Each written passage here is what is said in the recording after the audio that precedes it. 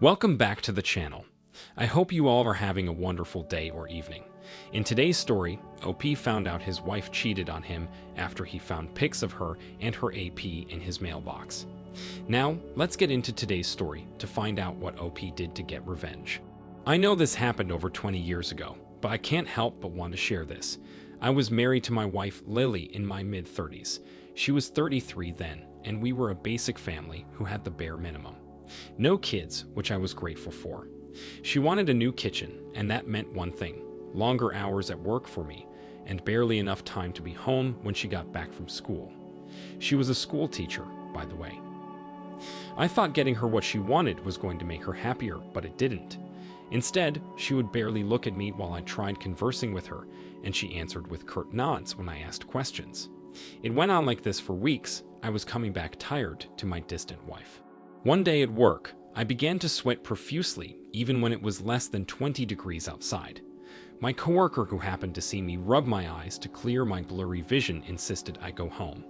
I had painkillers to help me get my head together before climbing into my truck and driving home. This was the first time in months that I was going home early. It was going to surprise Lily. I parked my truck out front when I realized she wasn't back yet. By the time I was heading for the door, I noticed there was mail in the box. I was never the one to check the mail because my wife got home before I did, but this mail caught my attention. I grabbed it and checked who it was for. It was an address not too far away and within the city, with our return address, and the sender was Lily. It was natural to ignore the mail knowing she was always sending something like this. But then I found it weird that the recipient's address was still in this town, not too far from where I lived. My curiosity got the best of me, and I opened it up, especially because the envelope was pink and had faint cute hearts sprinkled on it. It wasn't anything you'd send a serious letter in. Alarm bells in my head were already going off, and the dizziness I felt earlier at work washed away. My finger pulled at the print inside, and my heart broke at what I saw. Nudes. They were nudes. Her nudes. That wasn't all. There was a handwritten letter telling the recipient to enjoy. With my blood boiling and my head hot, I closed it up and studied the address again. Knowing the place was a few streets away, I climbed into my truck. I finally found the apartment, clean and freshly painted. I stayed in my truck, watching to see if anyone was in, when right at that moment a new car pulled up to the driveway. The man, who I guess is the owner, stepped out, and I followed with the mail in hand. The man turned to me in confusion. Pretending to be delivering a package, I handed the mail to him, and in 3 seconds, when he realized who it was from, his eyes widened. It surprised me how calm I was.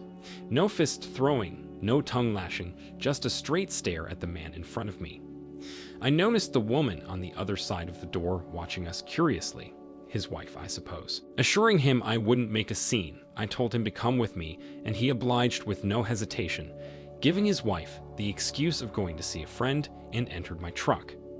I stopped by a phone booth along the way and called Lily. She was back home, and from the sound in the background, I could tell she was making her special tea. I gave her the news of an emergency and told her that she should meet me at her parents' house. Her instant response was expected, and I hung up. Heading back to the car, I drove up to her parents' house without saying a word to the man having an affair with Lily. By the time I rounded up at her parents' house, Lily had just arrived. It wasn't subtle. Her reaction, I mean. Her mouth fell open as she saw the man next to me. Her parents, who had just stepped outside, found us and were confused by what was going on. I told the man to hand the mail over to her parents and explain himself. It didn't take too long for my wife to start crying. She tried to explain, but her sobs made it hard for her. The man she was having an affair with understood that the jig was up and explained that this had been going on for months. They had met at a parent-teacher meeting in school, and he had shown interest in her, even knowing she was married. Lily never tried to turn him down. Instead, she bathed in his attention and made it something more. Her parents were stunned by the information. Lily was already clinging to my shirt crying, but I brushed her off. I couldn't believe that she would betray me like this. So I told her to stay with her parents. She started crying harder, begging me not to do this to our family. Her parents were extremely upset, asking me to reconsider and trying to console their daughter. But I just left. I left the AP with them too. I wonder what they did to him after I left because her dad was looking murderous. A few days later, I filed for a divorce and sent it over to her for signing. Her parents kept on calling, as did Lily, and she kept sending me mail by morning and evening delivery in the same pink envelopes she sent AP nudes to. That's when I realized she was just incredibly dumb. I found the AP's phone number from the directory and called his wife to tell her about everything that happened between Lily and her husband. I don't know what she did with that piece of information. Some months later, my divorce was finalized. A few years down the line, I met a wonderful woman who I married and started a family with. I don't regret leaving my ex one bit because I would not have the life I have today had I not. Do not ever stay with a cheating spouse. You deserve better. You're right, OP. Everyone deserves better than a cheating spouse. I'm glad you've healed from the heartbreak and found someone much better to spend the rest of your life with. You handled the whole thing amazingly. You were surprisingly calm, and you were right to break things off with your ex and never looked back. I bet she regrets her decision to date, but too late. You've moved on. Have a great time with your new family, OP. Now let's get into today's second story. Here's a not-so-brief state of our situation.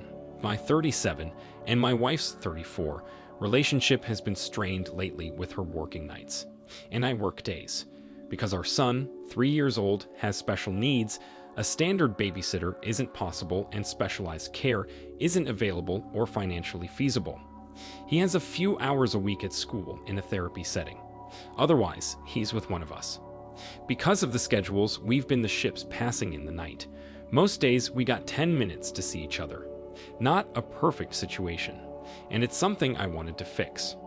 I've been sleeping in the guest room so that she can decompress and get some quality sleep alone. It was not something I wanted to do, but for her benefit, I thought it would help her sleeplessness.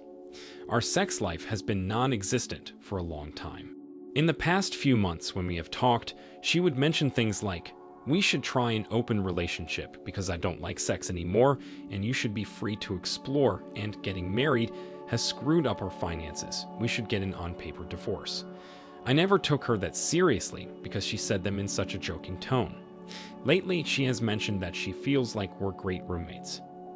She has also wanted to go out with her friends more often on her nights off. I'm not the type for that, so I stay home with our son. Admittedly, a special needs child can be very difficult. Her having a night off was completely understandable. Come to 2 weeks ago, I asked to sit down and talk about our relationship. She agreed to talk the next day, and I actually sent her an email of questions I had on my mind. Questions like, how would you describe our relationship? And do you want to share a bed anymore? And most importantly, have you had sex outside of our marriage? We sat down after our son was in bed and had the talk. We talked for a few minutes about what she thought of our relationship. She said she doesn't see us as a couple anymore. She started to cry. Then she said, "You asked if I've had sex with anyone else. The answer is yes."